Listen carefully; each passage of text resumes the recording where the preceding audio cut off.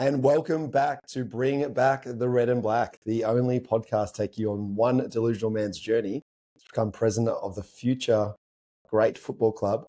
I'm your host, Ryan Curl, and with me as always is Ron, the Don Shell. Hello, Ron. It's good to be here. It feels like after yesterday that there's even more upswell for my presidential campaign and potentially pushing that forward. I keep saying 2030, but I'm thinking 2029.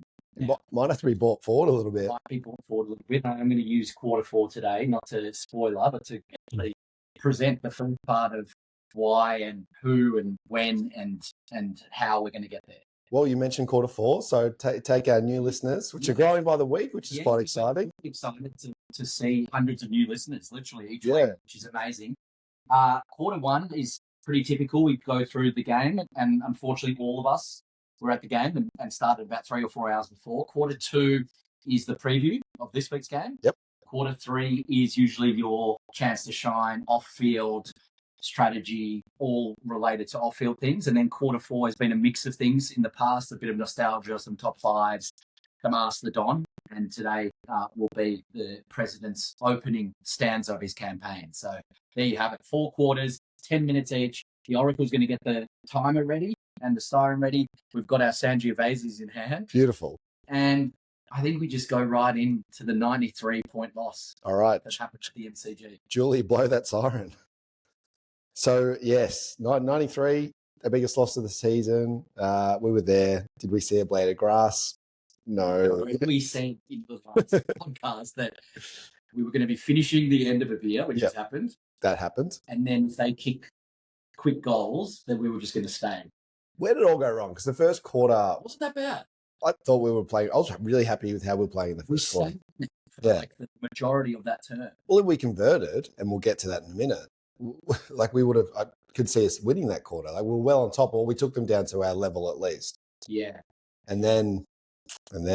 But the ability to, I mean, even just to hold that effort for just one quarter and then completely fall apart is very disappointing. So obviously we are trying to be a positive group. So in a 93-point loss, let us try find some positives. Yeah, sure.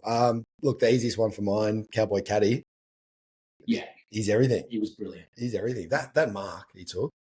He took forward entry, the lack of forward entries. Like I saw a post, I think it was on a Essendon forum talking about how many goals Caddy would kick if he had Hawthorn's forward entry. He could probably, in his third year, he could kick 80 goals. Yeah. Playing. He's got all the skills, doesn't he? He's got like every tool in the bag. And seeing him go in the middle, which was good, like a clever way to just look after your superstars, keep them engaged in the game when things aren't going so good. So that was nice to see. And you know, him getting the centre clearance after a handball from Roby, you just smile a little bit thinking about the future. Yeah. On Jesus Christ, we got the good news, I guess, today. You can call it good news. Yeah. Yes, he got injured, which is bad news. It looked bad. And it looked ACL-y. Yeah. And what was today? A partially torn medial ligament. Exactly, yeah. So, you know, if there was a bit more season left, he'd probably come back. Look, I think we all agreed, just put him on ice. But a guy like that, it might be important to give him the chance to come back. So I doubt they'll say he's out for the season. Yeah, but surely, though, like he's our second prized asset after Nate Caddy. Yeah. Is there any reason to bring him back for a game or two? Like, I just can't think of one logical reason. Well, if he's good to go, he's good to go. Still, I don't know. I hope Dean Solomon and some of our assistant coaches start to listen to the pod. If there's 2 or less rounds remaining, I don't want him to see. Yeah, I mean, like he's a tick. He's the most. I'm excited about him. He was one of our only positives before he broke down. Yes, I've got another one. Like Sharp backed up last week's Rising Star nom with another great game. Not only the way he's playing in the middle with his centre bounce attendances, 8 tackles as well for a young player.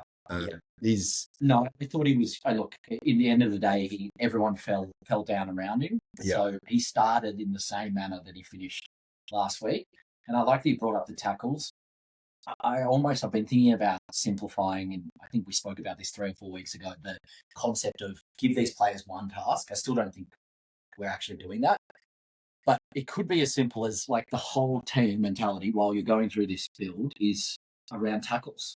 Like it's such a barometer. It seems they are doing that. But then agreed, but some players clearly are not following those instructions. Well, you only have to look to El Akar.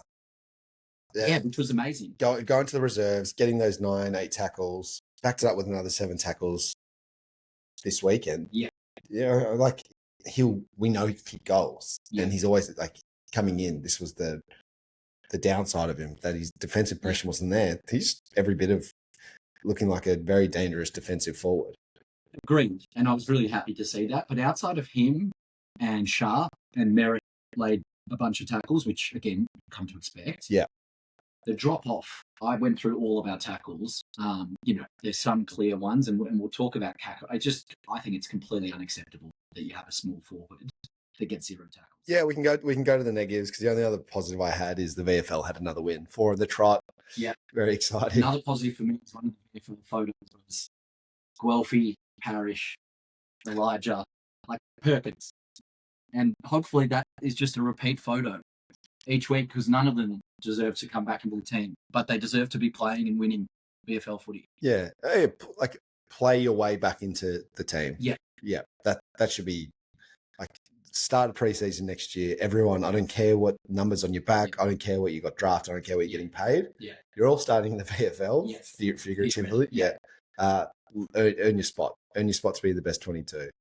So hopefully that's what we play out for the rest of the year. Don't play him for the sake of it. But you mentioned Kako. I also had him tentatively as an X against his name. What aren't you liking? The effort is clear. Like he wants it. Yeah. He often gets to the right spot, but the output isn't there, and it's not there across multiple fronts. He's not getting high possession count, and he's never going to be that player. No. He's not having a scoreboard impact at all. Yeah. In fact, that goal, we lamented it when we were sitting there in the Percy Beams, pint number 3. Like, you just, it's not a gimme, that goal. But for any good small forward in the league, you just turn away. That goal goes in. And in his craft, like even the way that ball snapped, it was never going in. It was curling away from the goals. And then the third thing is, okay, if you're not kicking goals, you need to be pressure. You're supposedly quick, and 0 tackles. 0 tackles, yeah. And then, so what are we getting out of him right now? And like, again, I'm not going to write him off just yet, but there are worrying signs that I don't see. We speak about this with Elijah. What is he elite at? And that's my one question I have to all of our players is, I want you to be elite at 2 things, and I'm struggling right now to see what those 2 things are for Kako in the future. Oh, he's elite at moving through traffic, okay, which is so important as a forward. I'm happy to get that. I need that second one. That, to me, is like, that's the difference between being a really good AFL player or being one of the Essendon players, 20 or 30 of them that we've had over the last 3 or 4 years. Yeah, no, you could easily drop him, right? And this is what I'm torn. It's like, he's one I'm actually happy to gift some games. Yeah, he's not come back with the same form before he got injured. He was electric before he got injured. Yeah. Look, I'm happy to just let him and Caddy in the forward line just learn to play with each other. It's a tough role, but 0 tackles, unacceptable. I understand. I'm not advocating to drop him, yeah, because he still hasn't had like this charmed run that our Perkins and our Coxes and everyone has had, where they got 5 years. Yeah, he still hasn't had that. But if we're sitting here a year from now, year 3, and we're still seeing this, then I do need him to earn his spot regardless of draft pick, just like you said. Yeah.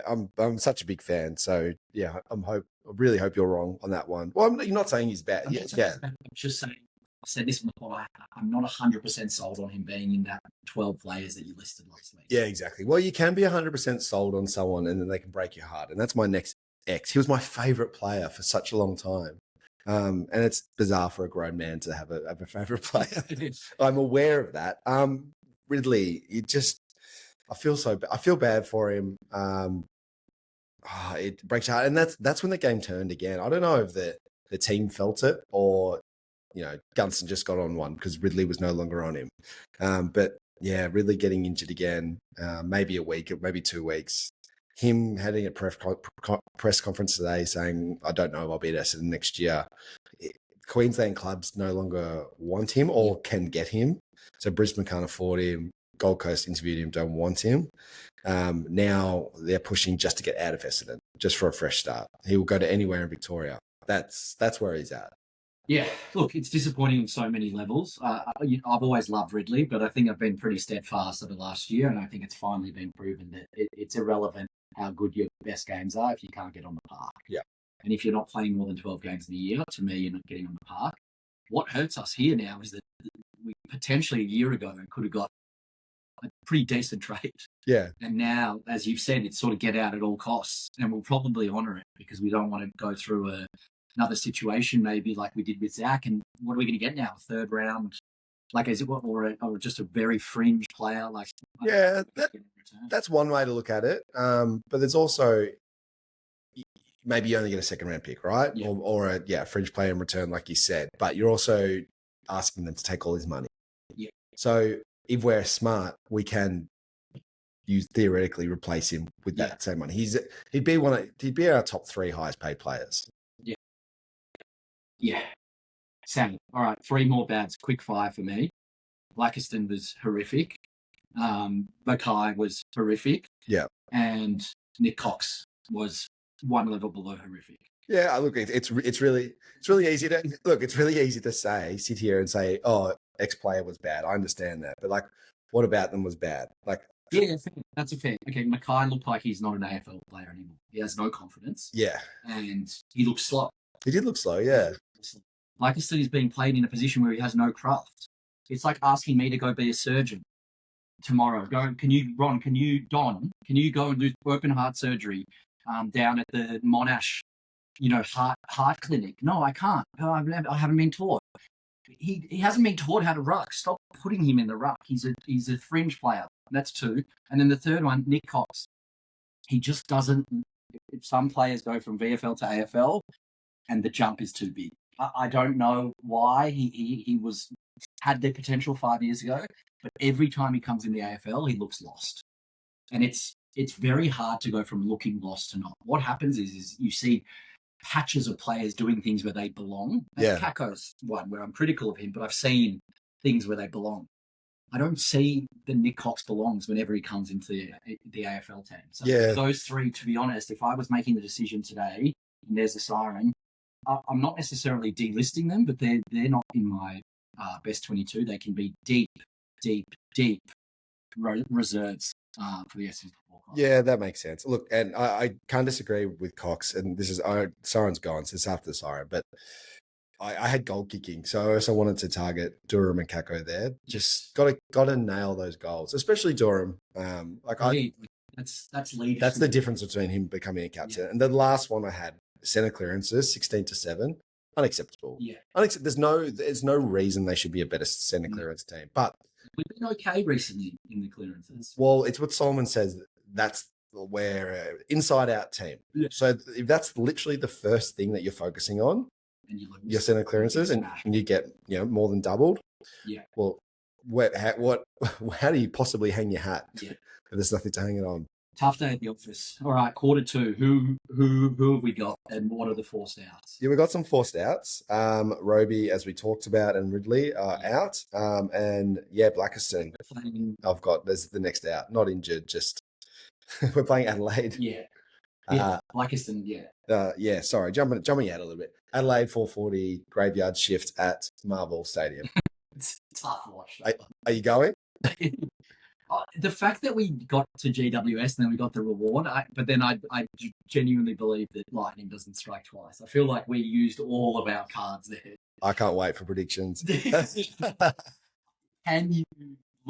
I bring back the red and black fans in the eye and tell them that I'm even remotely thinking about going to Marvel for the graveyard shift again? I can't do that. But as the week progresses, you never know.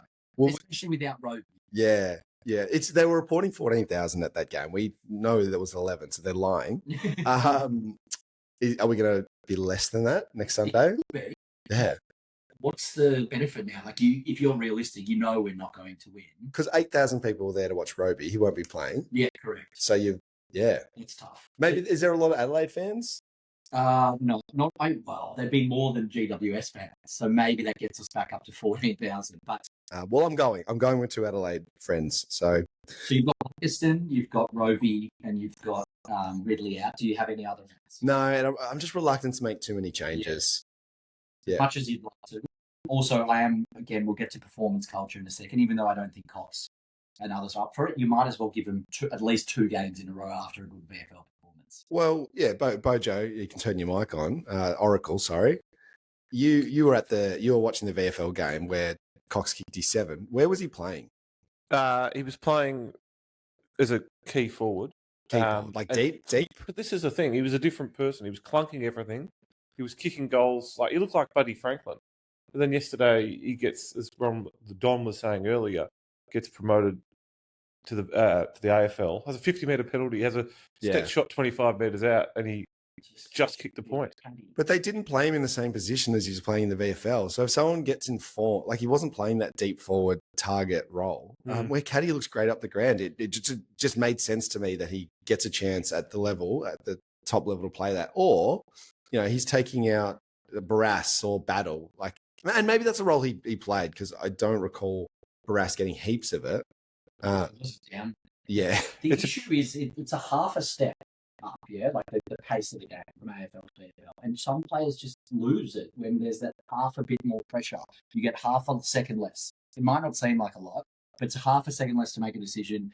It's half a second less to choose when to lead, and he just can't get to the pace of the game. Now, it's not an easy role in our team, but you need to still perform. Yeah, I agree. A tough question for the two of you. I watched the VFL. Yeah.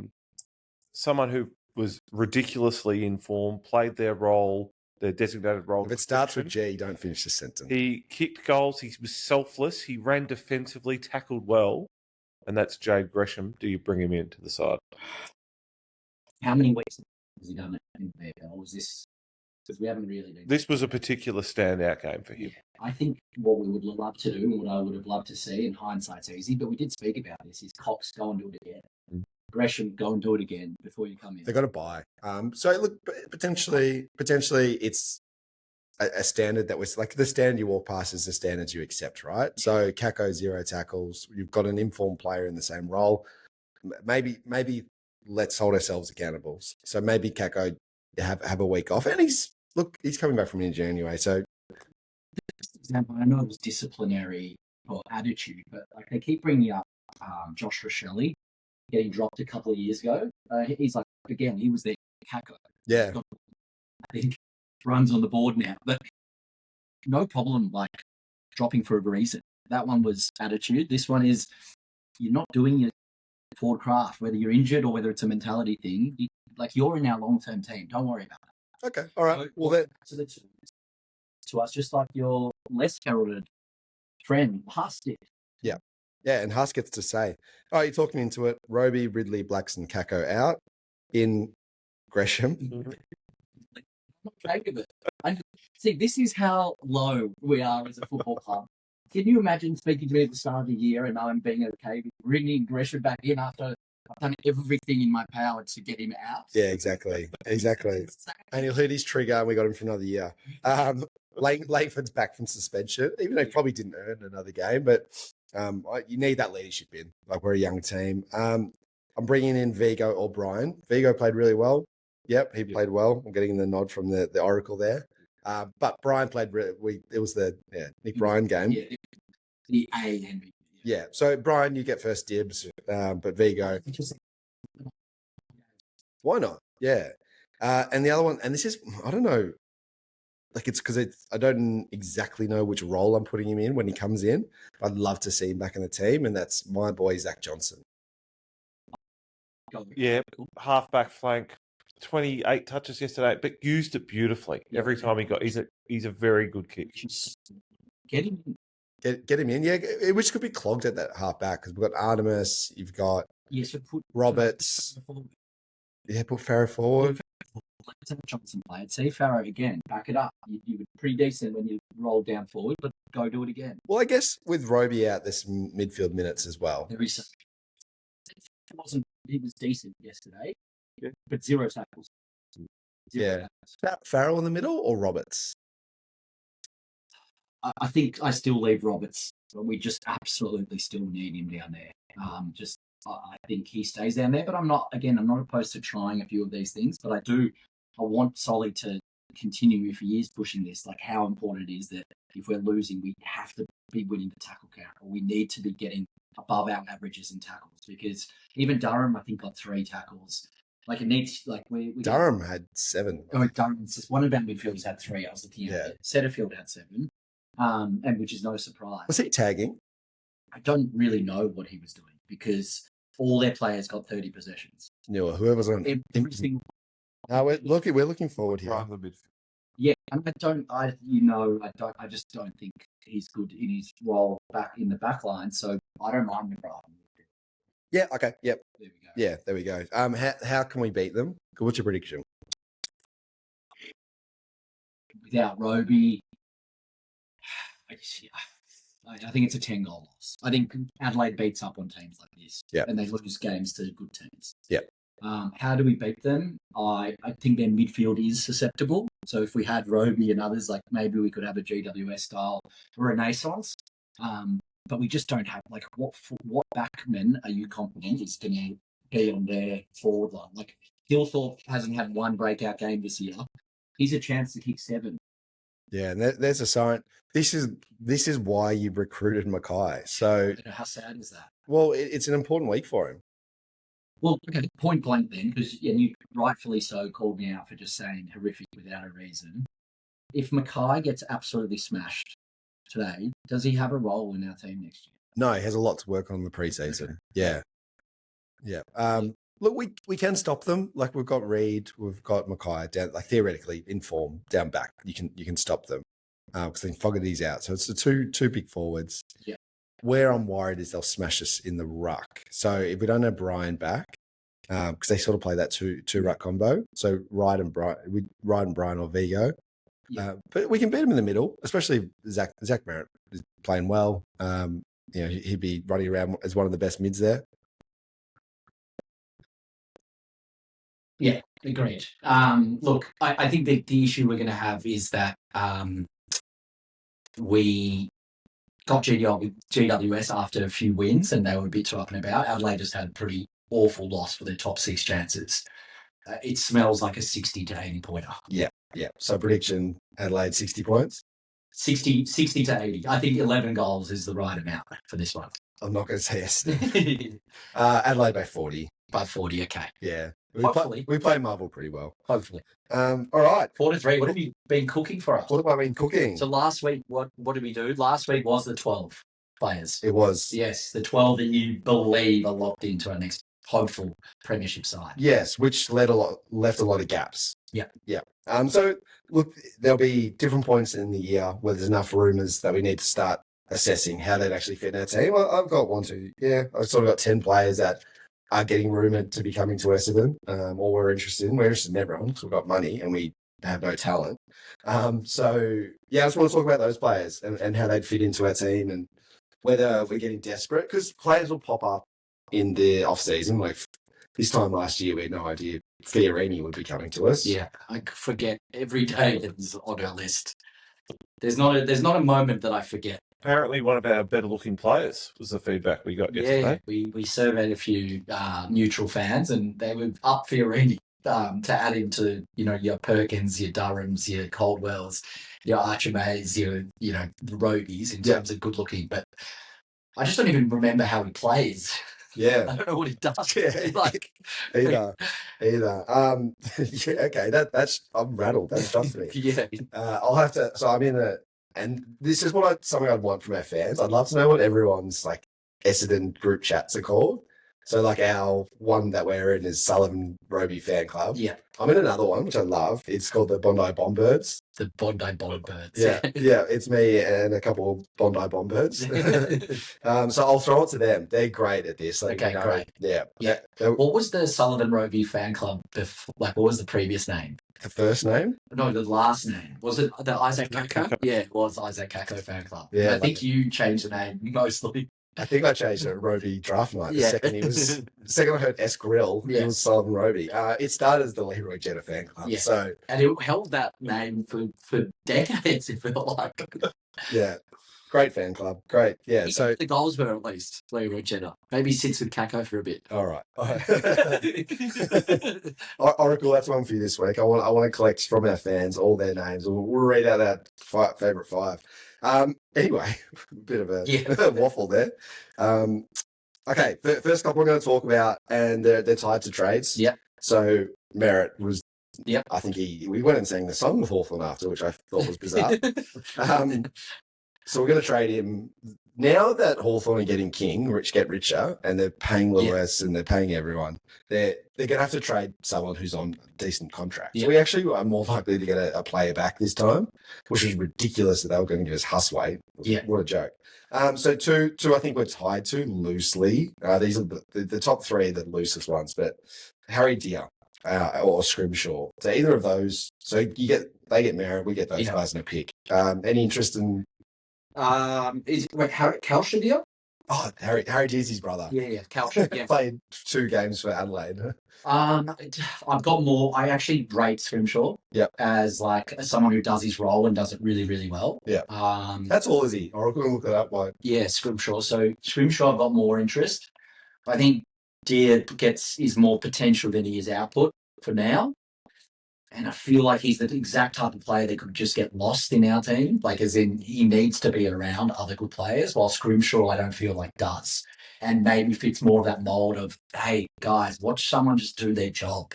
Yeah. And, like, this is what good footy teams have. So, yeah, I mean, it's obviously not even close to merit output, but I wouldn't be upset with Scrimshaw coming in. Yeah, I'd probably lean the same way. 194. Replacement for a 27-year-old replacement for Ridley. Maybe. Yeah, that's a 1-for-1. Yeah, I'd be happy with that. There you go. Yeah, not the player, but yeah, I think his body is slightly better. The next one is another sort of 1-for-1 trade. Charlie Ballard, I think we're loosely tied to. Once again, fringe player in a bottom 8 team really in Gold Coast, but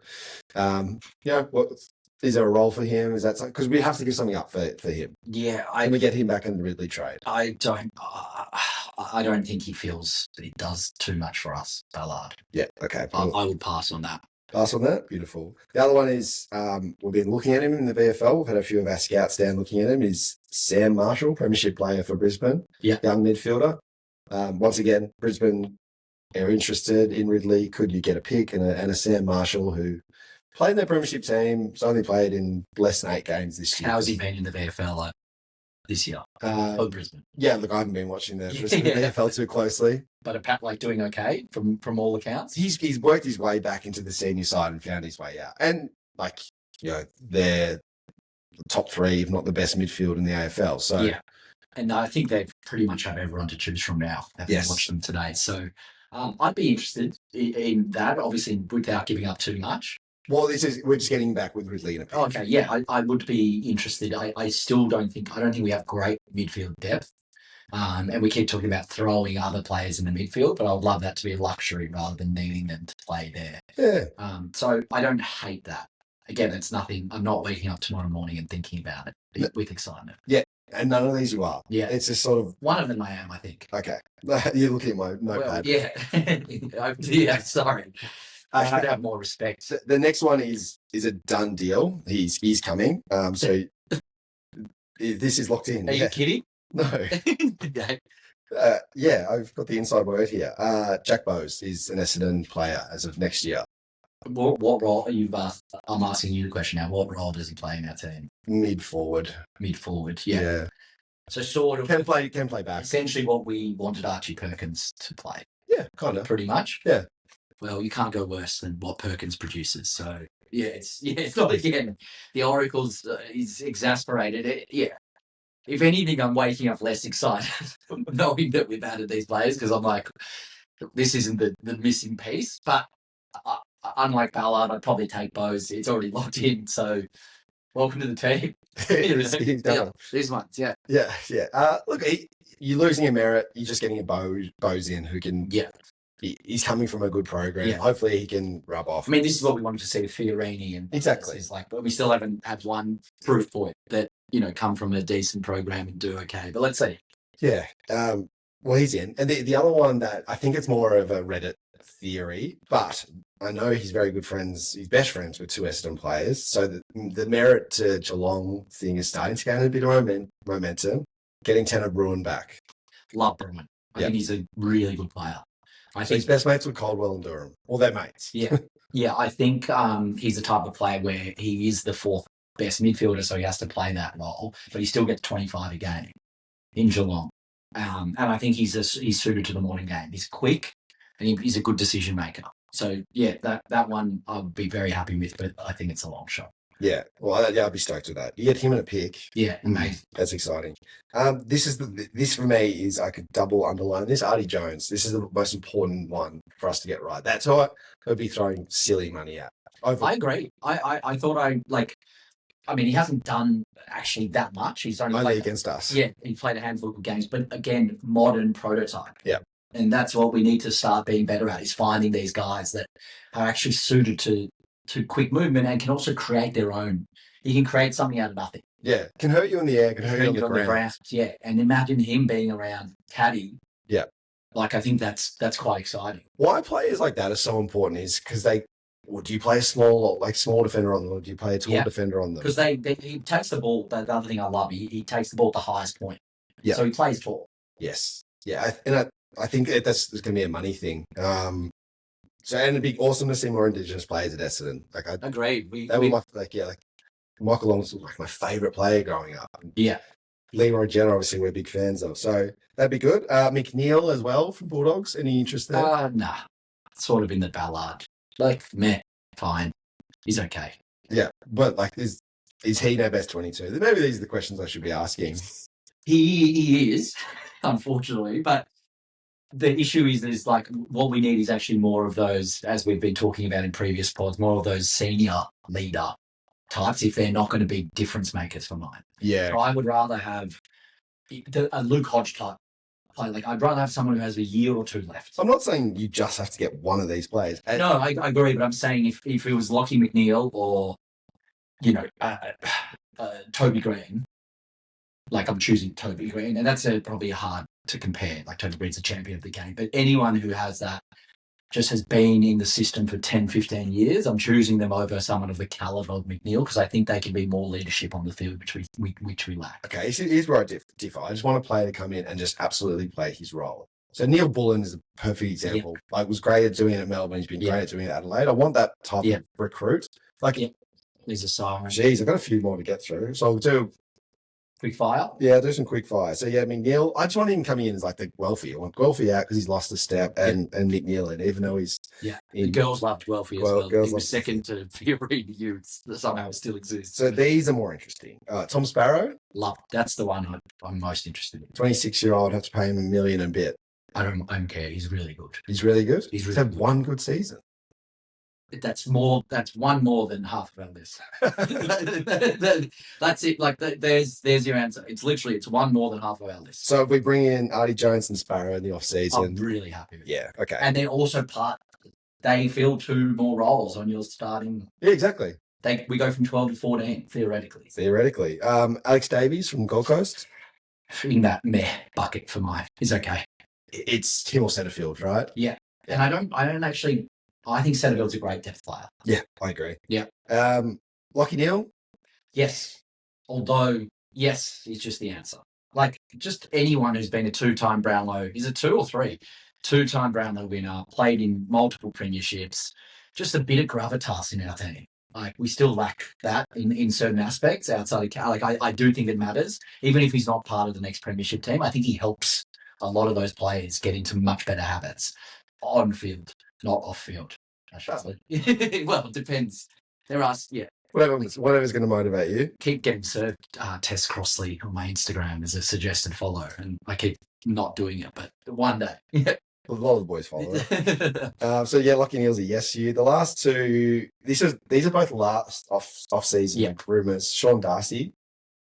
I guess You would, because we're pretty poor in that position and we don't know if Vigo's. So, yeah. But I haven't heard anything recently on that. But yes. I think we had a decent look last year. I would, yeah. And I don't even think he played today. Zane Dursma. No.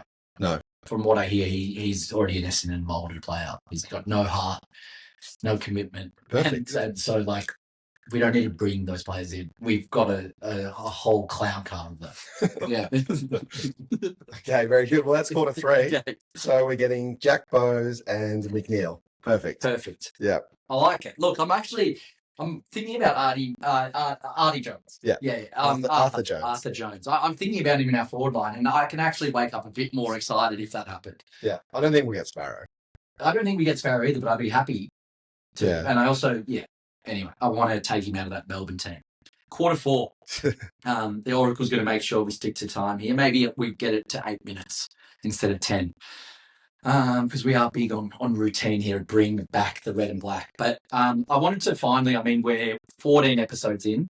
We are building our listenership, and there's a lot of people, at least either in a joking way or serious way, who keep referencing the fact that, are you trying to be the president? And I just want to make it very clear that this is, while there is obviously a bit of tongue-in-cheek when something is, requires a lot of luck, and the things out of my control to get there, it is absolutely something that I want to work towards. And so I wanted to start by, I guess, providing a background and providing a pathway to how we get there and why I think I could actually, be a great servant to this once great football club. So, and feel free to jump in, both of you, with any questions or any ways you want to lead it. But essentially, I'm obviously a diehard Essendon fan and have been since I was 5 years old.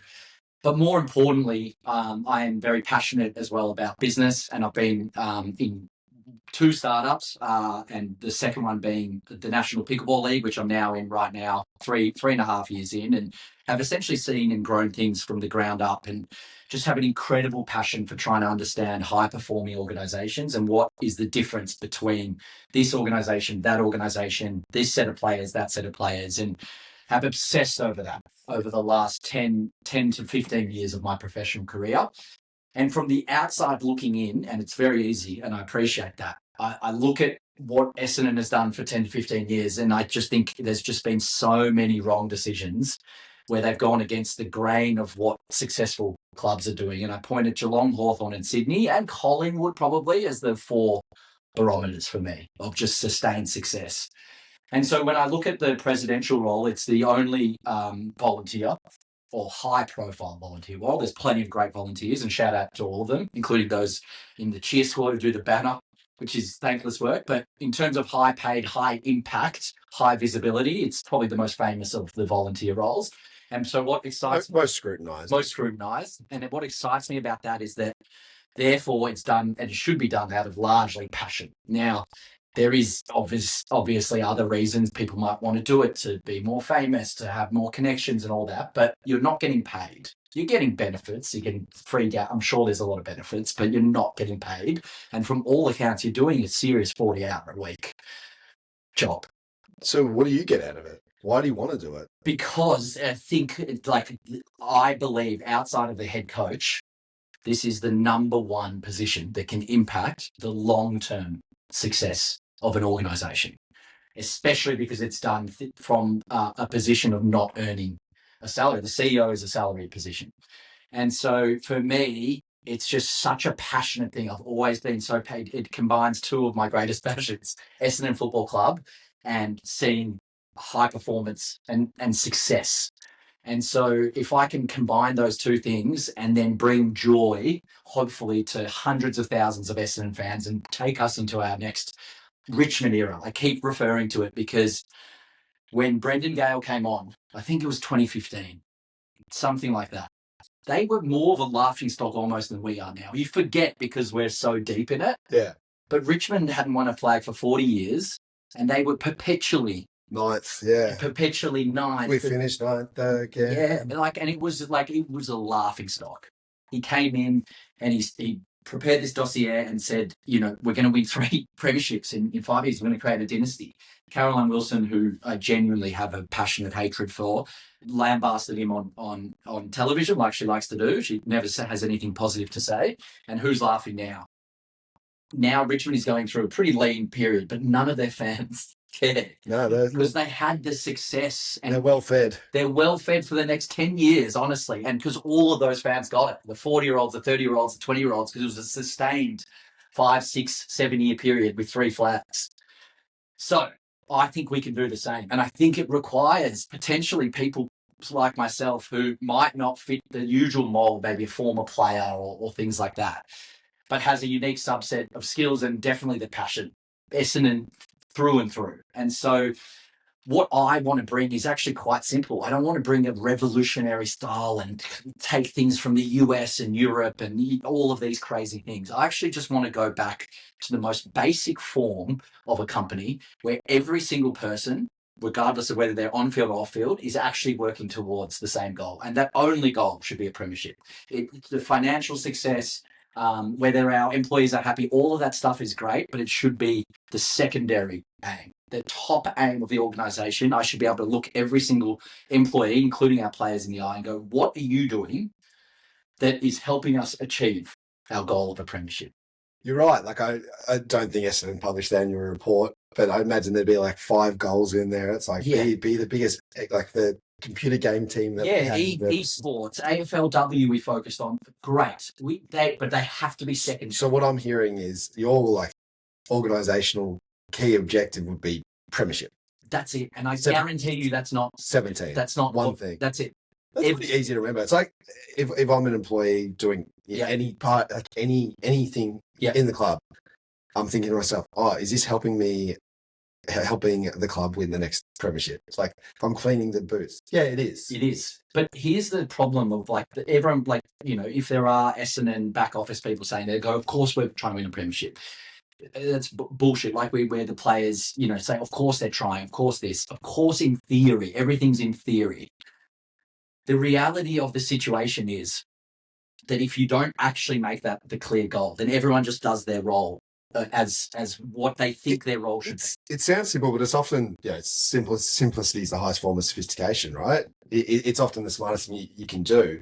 Like, I don't think for recruitment, a perfect example, I think they're recruiting for whatever their recruiting team KPIs are to be better. And like, we want to be better defensively. We want to be, we want to be able to play to this game structure. Not, I want to pick the player that's going to help me win the premiership. Like that I'm looking at Harry Van Hudden or Archie Butler.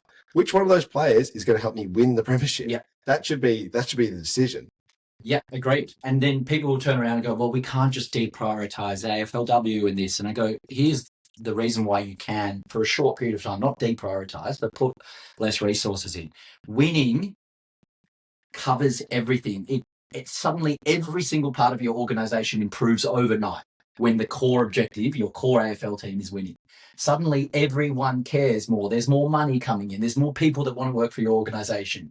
So instead of being like, oh, we need to do all of these parts and they all form a part, go and win first and then watch the trickle down impact to all these things you already care about. Yeah, A's want to be with A's, right? Exactly. Yeah. Because right now it's C's and C's and a lot of C's. Yeah, and C's higher D's. And C's higher D's. Yeah.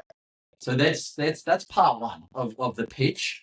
And I'll just say after the siren, like, we're actually going about this part of the pod, outside of being able to hang out as mates and talk about Essendon, is legitimately a 3-year pitch to try win over the Essendon faithful.